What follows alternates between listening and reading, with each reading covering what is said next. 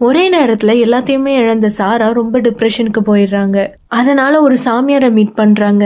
அவர் ஒரு ஷாக்கிங்கான விஷயத்த சொல்றாரு. உன்னோட குடும்பத்தை வின்செஸ்டர் ரைஃபிளால கொல்லப்பட்ட ஆவிகள் தான் தொடர்ந்து ஹார்ன் பண்ணிக்கிட்டே இருக்கு. அந்த சாபத்துல இருந்து நீ தப்பிக்க ஒரே வழிதான் இருக்கு. நீ ஒரு வீடை கட்டணும். ஆனா முக்கியமான கண்டிஷன், வீடு கட்டும் போது ஒருபோதும் அந்த வீடு கட்டுற வேலை நிக்கவே கூடாது. ஒரு வேலை கன்ஸ்ட்ரக்ஷன் ஒர்க் நின்னுடுச்சுன்னா நீ கூட இறந்து போயிடுவேன்ட்டு சொல்றாரு.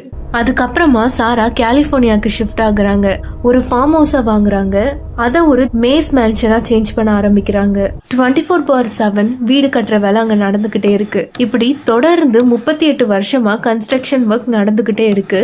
கார்பெண்டர்ஸ் ராத்திரி பகலா வேலை பாக்குறாங்க. அதனாலதான் அந்த வீட்ல கதவை திறந்தா செவருல போய் முடியுது. படிக்கட்டு ஏறினா சீலிங்க்கு போகுது. சில படிக்கட்டுலாம் தரைக்கே போகாதான். ரகசியமான பாதைகள் இருக்கு. கன்ஃபியூஸ் ஆகுற மாதிரி ஹால்வேஸ் இருக்குமா. இந்த மாதிரி ஒரு